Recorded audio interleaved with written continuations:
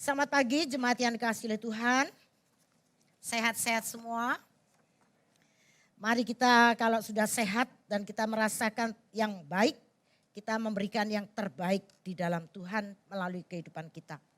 Jemaat yang dikasihi Tuhan, di dalam tiap-tiap ibadah orang percaya, seperti dalam ibadah kita pada hari ini, selalu akan ada puji-pujian. Ya, terbukti bukan saja kita memuji, tadi Komisi Pria juga memuji nama Tuhan. Selalu ada doa.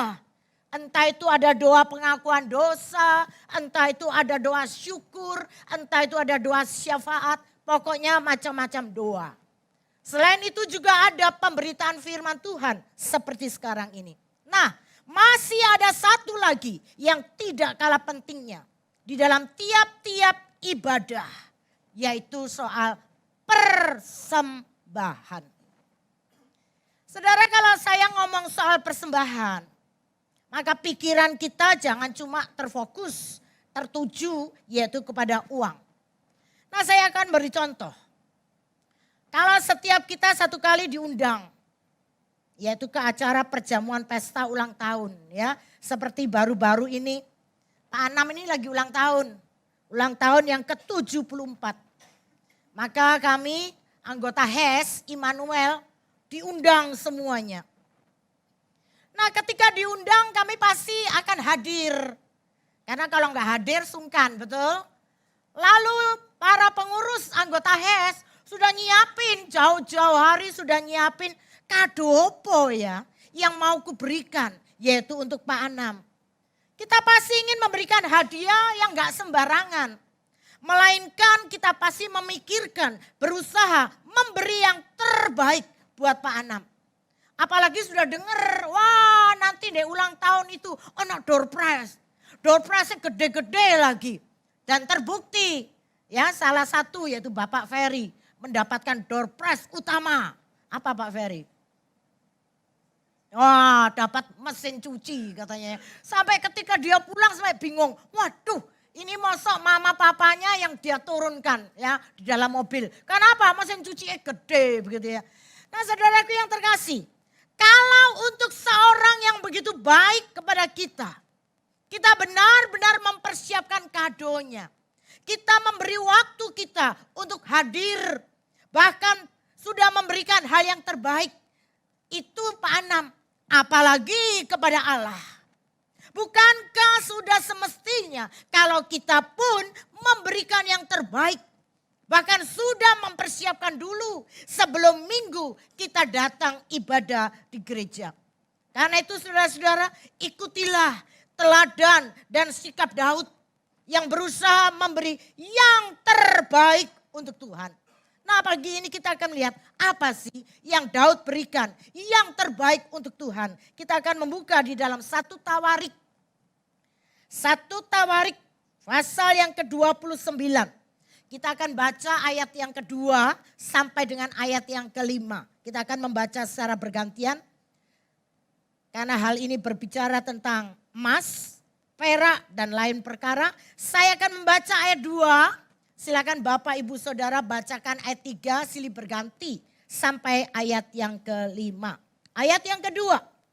Dengan segenap kemampuan aku telah mengadakan persediaan untuk rumah Allahku, yakni emas untuk barang-barang emas, perak untuk barang-barang perak, tembaga untuk barang-barang tembaga, besi untuk barang-barang besi, dan kayu untuk barang-barang kayu, batu permata syoham dan permata tatahan, batu hitam dan batu permata yang berwarna-warna, dan segala macam batu mahal-mahal dan sangat banyak pualam. Ayat 3. Lagi pula oleh karena cintaku kepada rumah Allahku, maka sebagai tambahan pada segala yang telah kusediakan bagi rumah kudus, aku dengan ini memberikan kepada rumah Allahku dari emas dan perak kepunyaanku sendiri. 3.000 talenta emas dari emas Ofir dan 7.000 talenta perak murni untuk menyalut dinding ruangan. Yakni emas untuk barang-barang emas dan perak untuk barang-barang perak, dan untuk segala yang dikerjakan oleh tukang-tukang. Maka siapakah pada hari ini yang rela memberikan persembahan kepada Tuhan? Nah saudara, dari sini kita ngelihat Daud memberi persembahan. Persembahannya, wah ketika saya merenungkan ini hebat. Dia memberikan berupa emas, perak, tembaga, besi, kayu, dan berbagai batu berharga yang mahal. Untuk apa? Pembangunan bait Allah. Saudara tidak usah melihat macam-macam pemberiannya.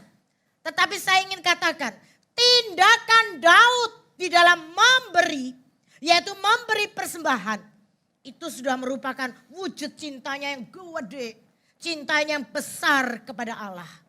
Itulah sebabnya Daud sendiri berani berseru, siapakah pada hari ini yang rela memberikan persembahan kepada Tuhan? Selama 1 minggu hal ini menggelitik diri saya. Siapakah pada hari ini yang rela memberikan persembahan, yaitu kepada Tuhan? Nah saudara, berbicara tentang persembahan, maka Alkitab mengajarkan khususnya seperti petunjuk hidup baru kita tadi, yaitu di dalam Roma 12 ayat 1. Mari kita akan baca bersama-sama sekali lagi. Roma 12 ayat yang pertama. Kita akan baca bersama-sama Roma 12 ayat 1, 2, 3. Karena itu saudara-saudara, demi kemurahan Allah, aku menasihatkan kamu supaya persembahkanlah dirimu. Mempersembahkan apa? Tubuhmu sebagai persembahan yang hidup, yang kudus, dan yang berkenan kepada Allah. Itu adalah ibadahmu yang sejati. Rasul Paulus itu mengajak jemaat di Roma, yaitu untuk mempersembahkan diri kepada Allah. Nah, wujud nyatanya adalah mempersembahkan tubuhmu sebagai persembahan yang hidup. Artinya apa? Artinya hidup kita, hati kita, jiwa kita, roh kita. Kita persembahkan semuanya. Untuk apa? Untuk kemuliaan Tuhan. Jadi persembahan kita seharusnya mencakup seluruh aspek hidup kita secara utuh. Itulah sebabnya dengan demikian ketika kita memberi persembahan kepada Tuhan, secara tidak langsung kita mengakui bahwa sedikitnya harus ada 3 hal yang harus kita persembahkan kepada Tuhan. Yaitu yang pertama, kita perlu tahu bahwa Tuhan itu adalah pemilik segala sesuatu. Tanda sekali, semuanya dikatakan di dalam Mazmur 50. Maka yang pertama yang harus kita persembahkan di hadapan Tuhan, itu adalah hati dan hidup kita duluan. Saudara, orang percaya, kita-kita ini seharusnya mempunyai keinginan yang tulus, ikhlas, untuk selalu bisa menyenangkan hati Allah dalam setiap kesempatan hidup kita. Keinginan terbesar kita seharusnya hidup kudus dan hidup berkenan kepada Allah. Kita ini harus hidup bagi Allah. Harus selalu menyembah Dia. Harus menaati Dia. Harus bersama Dia menentang dosa dan juga membela kebenaran. Kita harus bisa menolak dan membenci kejahatan. Kita harus bisa melakukan pekerjaan baik. Hidup kita harus meneladani Kristus. Ikut bersama-sama seperti Kristus. Karena itu jadikan tubuh kita sebagai rumah Roh Kudus. Maka dikatakan tandas oleh firman Tuhan. Inilah ibadah kita yang sejati dan berkenan kepadanya. Ingat saudara, Tuhan adalah pemilik hidup kita. Jadi dengan kata lain, hidup kita harus kita bawa sebagai persembahan itu. Sehingga apapun yang kita lakukan, baik ketika kita bekerja, makan, minum, dan lain-lain, semuanya kita gunakan adalah untuk kemuliaan Tuhan. Bukankah di dalam 1 Korintus 10 ayat 31 tegas dikatakan, jika engkau makan, atau jika engkau minum, atau jika engkau melakukan sesuatu yang lain, lakukanlah semuanya itu untuk kemuliaan Allah. Itulah sebabnya saya senang banget. Tiap minggu kita tuh selalu diingatkan melalui doa Bapa kami. Ya, doa Bapa kami jangan cuma sekedar wes pokoknya aku hafal kok ya. Enggak, di dalam doa Bapa kami selalu dikatakan makanlah secukupnya. Ampunilah kesalahan orang lain. Itu harus selalu manceplek di dalam hidup kita.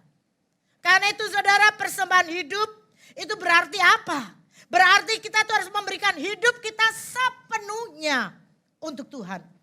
Itu sebabnya ketika kita bekerja, kita harus bekerja untuk Tuhan.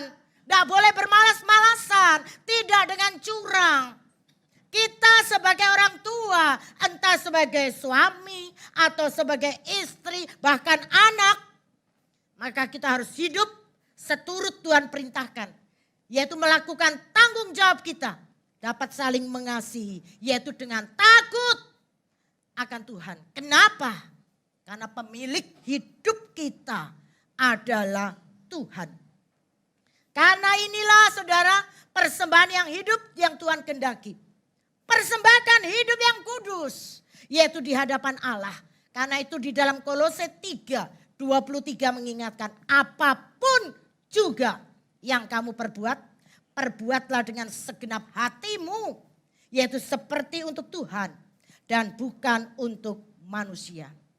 Karena itu jemaat yang kasih Tuhan, mari kita memberikan tubuh hidup kita, bahkan hati kita sebagai persembahan yang hidup, yang kudus dan yang berkenan kepada Allah. Tegas sekali firman Tuhan katakan, itulah ibadah yang sejati. Yang pertama. Yang kedua, selain hidup kita, yang harus kita persembahkan adalah waktu dan uang kita. Saudara, ada orang yang menyerahkan hartanya, tetapi dia tidak mau menyerahkan waktunya. Padahal loh, dua hal ini adalah sesuatu yang tidak bisa dipisahkan. Kalau kita mau mempersembahkan harta kita, maka kita juga harus memberikan waktu kita. Kalau kita memberikan waktu kita, maka kita juga harus mempersembahkan harta kita. Kenapa? Karena waktu adalah milik Tuhan. Dan harta juga milik Tuhan. Saya ingatkan sekali lagi, Tuhan adalah pemilik segala sesuatu. Bukan hanya pemilik hidup kita, tetapi juga pemilik waktu dan harta kita. Nah, itulah yang harus kita persembahkan kepada Tuhan. Nah, saudara, sekarang kalau ngomong soal persembahan.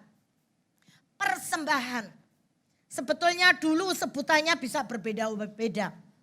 Waktu Kairin kecil, Kairin sudah datang ke sekolah minggu. Dan ingat banget, waktu mau datang ke gereja, waktu Kairin zamannya kecil, 5 rupiah itu udah gede ya. 5 rupiah. Ya, bahkan saya tuh selalu mencari uang 5 rupiah karena dipakai untuk keroan gitu ya. Kalau sudah pakai keroan, mama mau dikeroin, keroin mah. Nah, setelah itu apa? Loh, dapat duit, bisa beli macam-macam ya, bisa beli kerupuk waktu itu. Dan saya ingat sekali, ini untuk kolekte. Berarti ini adalah untuk persembahan. Kolekte. Dulu ngomongnya kolekte, artinya apa? Dikumpulkan. Makanya lihatin sekarang. Mulai dari sekolah minggu lah, remaja pemuda sampai Jumat umum. Persembahan dijalankan dengan kantong. Kenapa? Dikumpulkan. Nah, selain sebutannya kolekte, ada orang yang menyebutnya sebagai derma. Yang artinya sumbangan. Karena itu orang yang suka memberikan sumbangan disebut dermawan. Ya, karena itulah ketika kita memberi persembahan kepada Tuhan di gereja, gak koyo arisan, betul? Kalau arisan ditentuin, arisannya piro letun. Kalau arisan di Pandean, ada yang tentukan arisannya gopek jengan ya 500.000, semua rata harus 500.000. Tapi kalau di gereja enggak, di gereja untuk memberi persembahan, Namanya aja sumbangan. Berarti saiklase. Gak tentu ya, gak ditarget.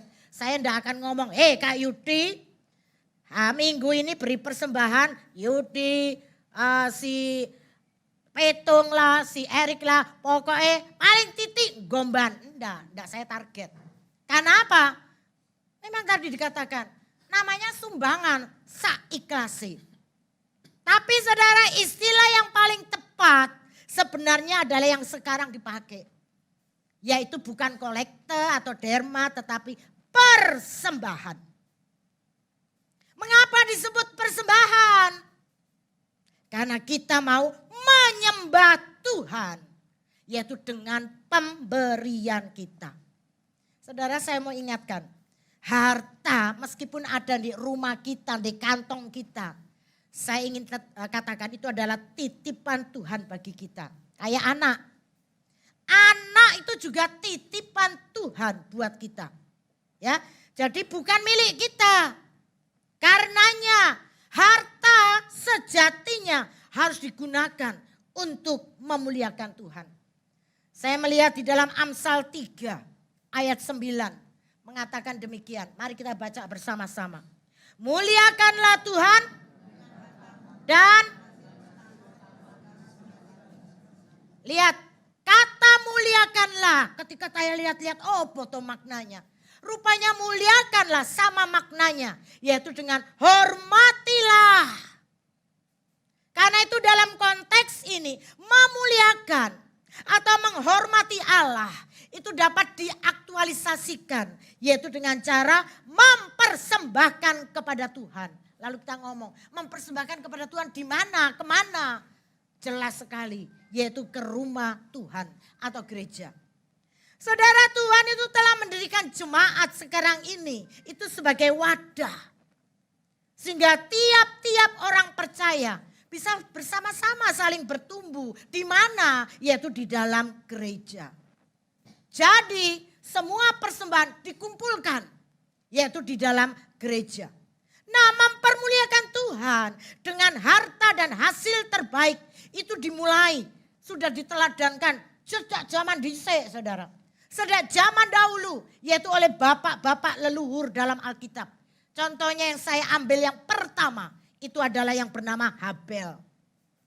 Nah, dalam Kejadian 4 ayat 4 dikatakan, Habel memberi persembahan, dikatakan yang terbaik dari yang dimilikinya. Nah, saudara, dari apa yang telah dilakukan oleh Habel, maka sangat-sangat nyata kalau Habel itu benar-benar sedang menghormati Allah, yaitu dengan miliknya, dengan hartanya. Habel dikatakan memberi yang terbaik. Jadi saudara, setiap orang yang mengasihi Tuhan juga demikian. Harus bersedia untuk memuliakan Tuhan dengan hasil terbaik yang dimiliki. Saudara, persembahan kita, saya tekankan tadi adalah untuk menghormati Tuhan. Nah, tentu saja persembahan itu harus persembahan yang terbaik. Bukan persembahan serelonya ya, bukan persembahan sakar PDW, bukan persembahan sekedarnya seperti orang yang memberi sesuatu kepada pengemis. Itulah sebabnya saya senang sekali kalau jemaat Tuhan tempat ini sudah dipersiapkan yaitu amplop-amplop persembahan. Dan saya bisa melihat beberapa jemaat itu membawa amplop pulang. Saya enggak berkata, amplopnya siji-siji, loro-loro, enggak. Saya katakan enggak apa-apa. Kenapa? Karena mereka mempersiapkan terlebih dahulu untuk membawa amplop itu datang kepada Tuhan. Saya sering kali melihat jemaat ya, ketika datang ke gereja, tidak mempersiapkan persembahannya. Lalu piye? Ketika persembahan, jatah persembahan. Waduh, amplopnya ini tadi. Tapi sudah dikasihin. Nah, begitu banyak amplop ditaruh di mana? Taruh di belakangnya kursi itu. Jadi kalau saya kadang kala, kalau saya mau mempersiapkan memberi persembahan, saya enggak lari ke sana, tapi tak cariin aja di kursi-kursi itu, begitu banyak kantong-kantong amplop-amplop persembahan di situ. Nah, kalau sudah begitu, saya kan biasanya kalau duduk di KU itu kan selalu di belakang. Lalu saya bisa ngelihat pola jemaat. Oh, yang sudah mempersiapkan itu siapa sih? Yang belum mempersiapkan, wah cepet-cepet jongkok dompetnya. Lalu didong-dong, dilihat. Lalu diambil seret. Saya berani katakan, pasti yang diambil yang jawab dewe ya. Sudah jawab dewe.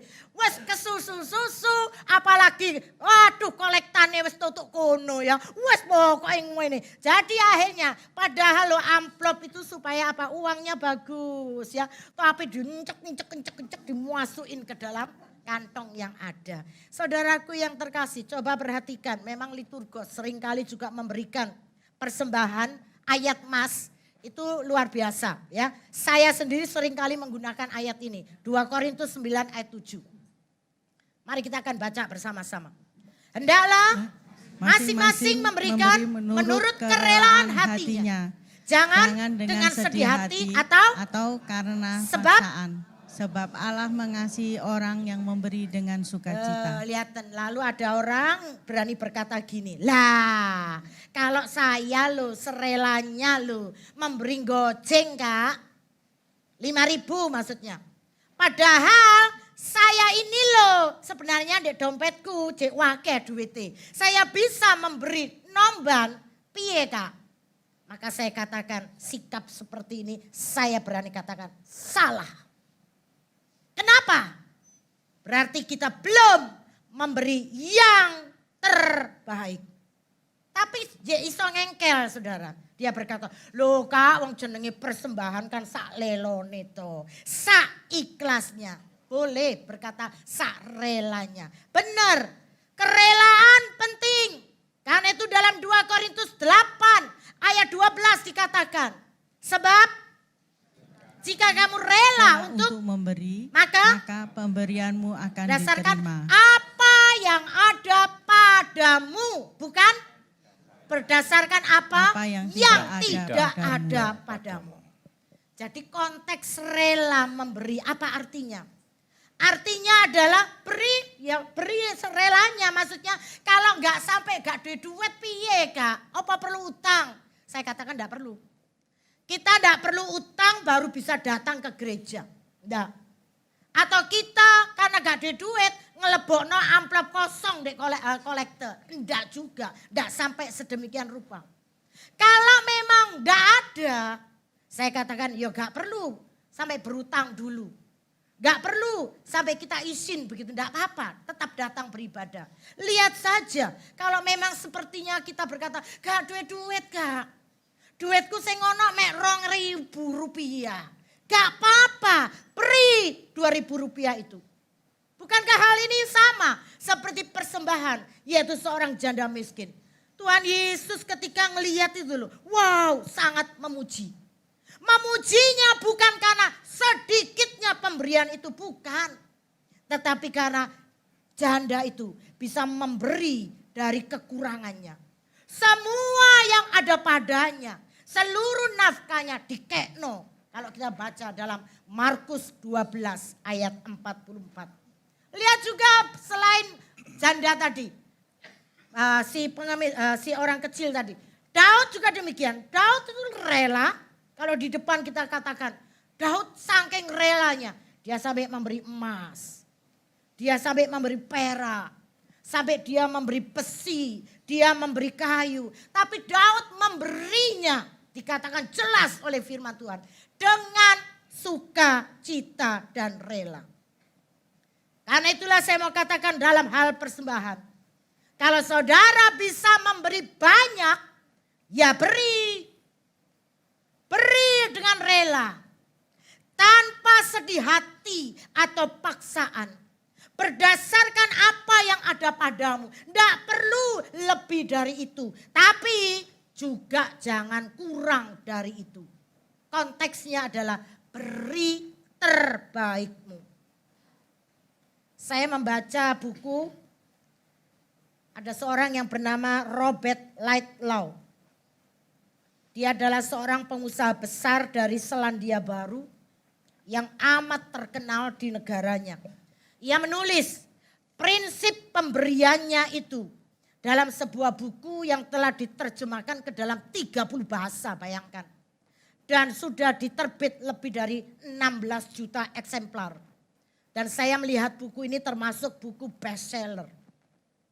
Light Law, dia telah memberi persembahan persepuluhan sejak ia masih remaja. Dikatakan pada umur 18 tahun dia sudah memberi persepuluhan dengan gaji cuma $3 seminggu. Tapi dengan gaji $3 seminggu dia tetap memberikan persepuluhan.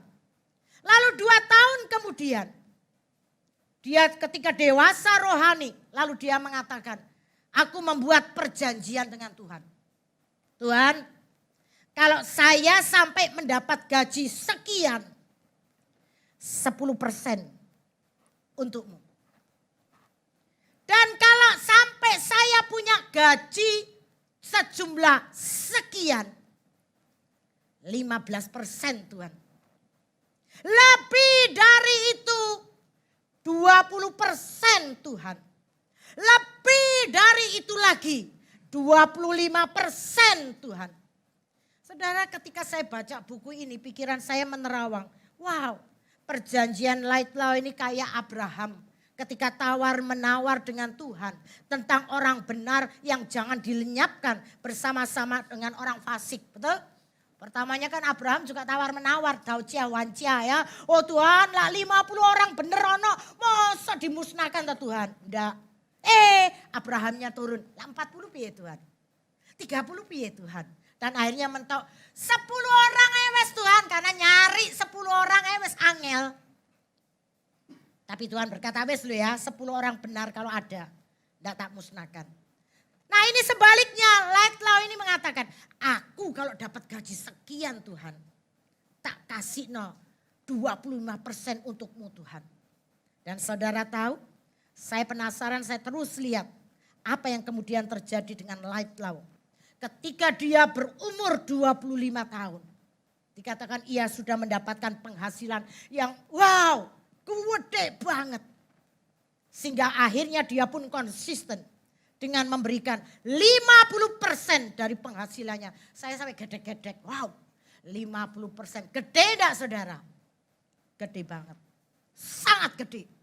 Namun demikian, Light Law toh mengatakan di dalam bukunya, memberikan 50% kelihatannya memang gede banget. Awalnya bagiku amat berat. Tetapi dia berani katakan ini sebenarnya sebetulnya tidak seberapa. Tidak seberapa. Karena selama ini Tuhan sudah memberikan kepada saya ratusan persen lebih banyak. Ini Light Law. Saudara-saudara, semakin kita rela, saya pun sangat percaya. Semakin besar pula kerinduan kita untuk memberikan lebih banyak kepada Tuhan. Saya melihat sendiri ada seorang anak remaja saya. Sedang ngekos ada di luar kota. Biasanya dia memberi persembahan sekian. Suatu kali dia berkata kepada papanya, "Pak, saya kok mau menaikkan uang persembahan saya di gereja tiap minggunya." Papanya sempat berkata, "Cukup tak duitmu? Cukup. Saya hitung-hitung semua enggak pakai. Untuk ini enggak pakai. Saya cukup untuk memberikan sekian setiap minggu untuk gereja." Wah, papanya bangga banget. Anakku ini luar biasa ya, luar biasa. Cinta Tuhan, mau memberi yang terbaik bagi Tuhan. Lalu bagaimana? Papanya pun gak tega, tak tambahannya wes transferanku untuk anakku. Saudaraku yang terkasih lihat, seorang papa saja gak tega ketika anaknya sudah mau memberi yang terbaik. Persembahan yang terbaik untuk Tuhan, ditambahi transfernya itu. Maka saya pun sangat percaya, apalagi Tuhan.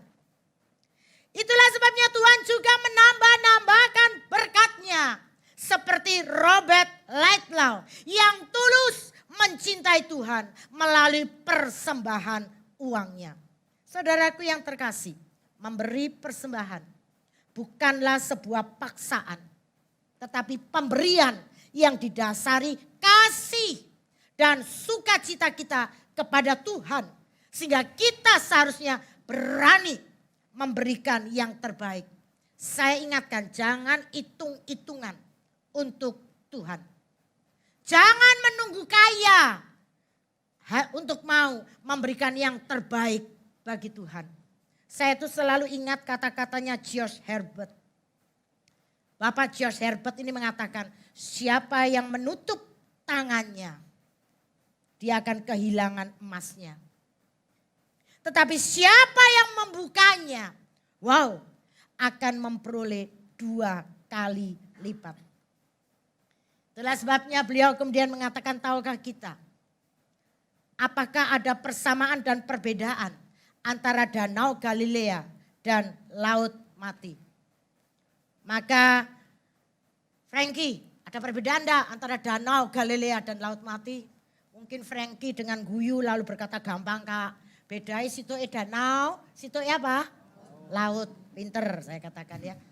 Saudara, persamaan, perbedaan Danau Galilea dan Laut Mati itu apa? Persamaannya adalah Danau Galilea dan Laut Mati itu mendapat air dari sumber yang sama, yaitu Sungai Yordan.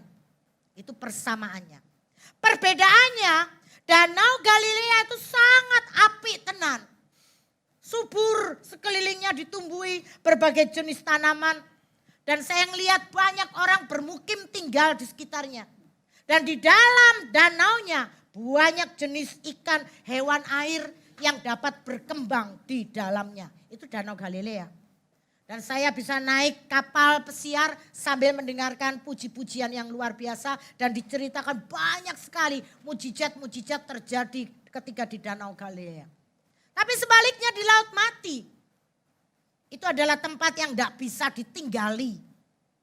Tidak ada tumbuhan dapat hidup di sana maupun di sekelilingnya. Laut Mati kadar garamnya itu begitu tinggi.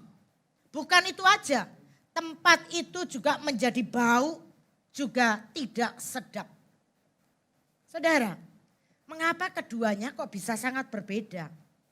Padahal sumber airnya sama. Kenapa? Nah, hal ini dikarenakan Danau Galilea itu menerima dan memberi. Danau Galilea meneruskan ketika menerima, dia meneruskan airnya ke danau lain yang memanfaatkannya. Gak apa-apa, terus terima, alirkan, dia beri.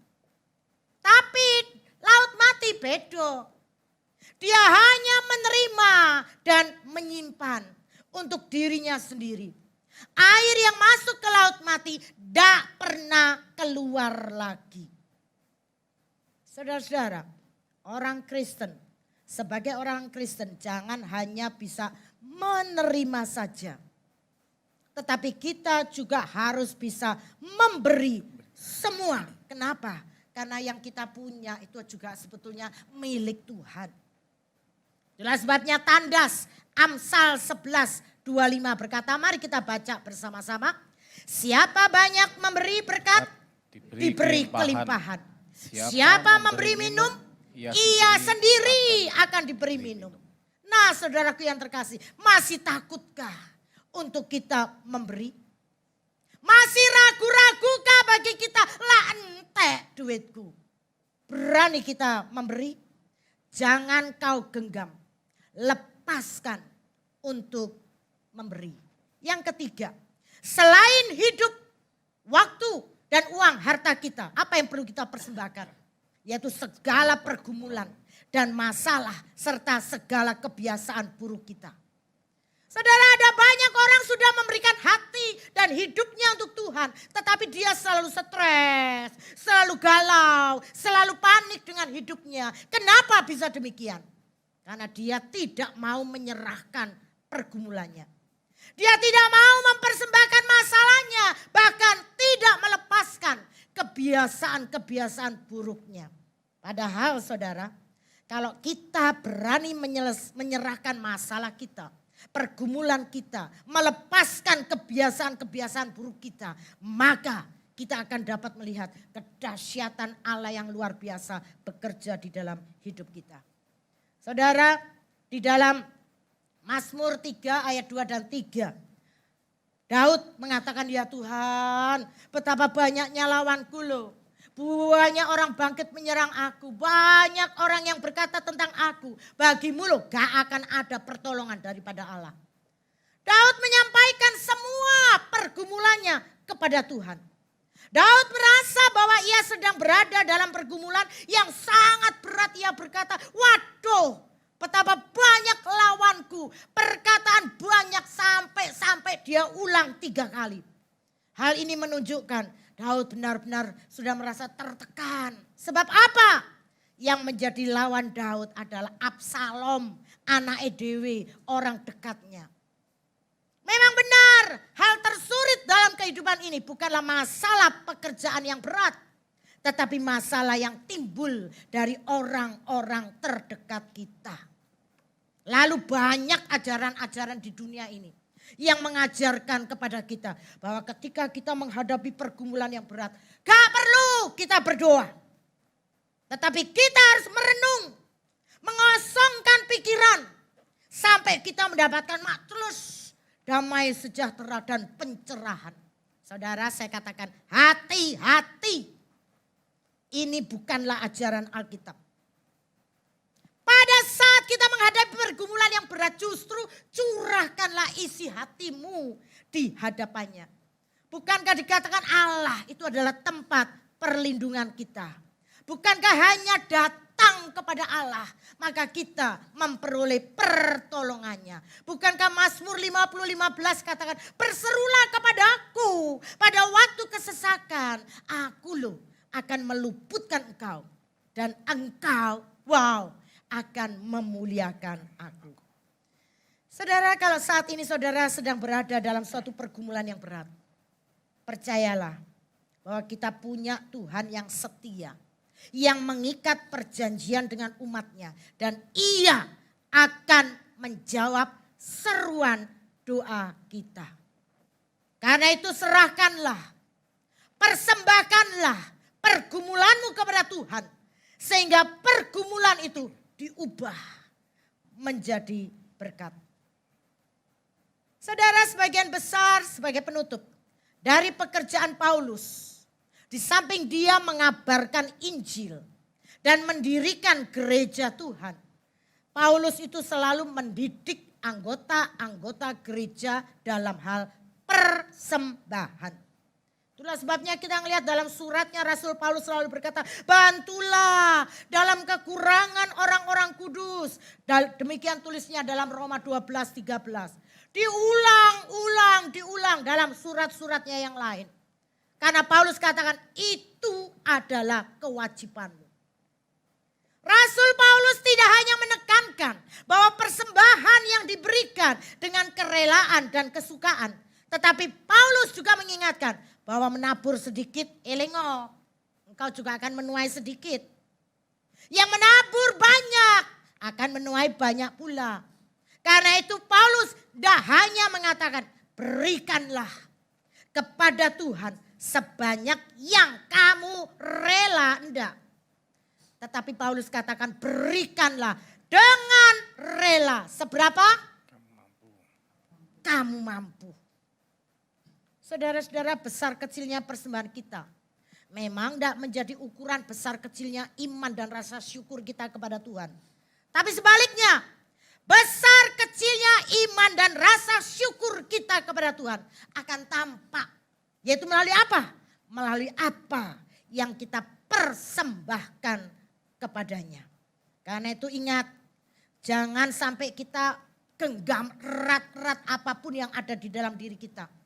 Baik hidup, hati kita berikan sebagai persembahan di hadapan Tuhan. Sebagai apa? Sebagai korban yang hidup.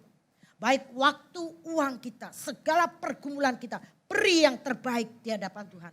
Berikan. Nah, kiranya Tuhan juga yang akan memberikan pencerahan bagi setiap kita. Memberikan yaitu buktinya bagi setiap kita. Ingat saudara, Tuhan itulah sudah mengorbankan dirinya sendiri sebagai korban yang hidup. Lihat aja darahnya telah tertumpah. Tubuhnya pun telah terpecah. Karena itu hidup kita sekarang ini saya ingatkan harus berdampak. Yaitu dengan mempersembahkan segalanya yang terbaik ke dalam tangan Tuhan. Kalau kita berani memberi yang terbaik, maka kita pun akan menerima yang terbaik. Amin. Beri terbaikmu.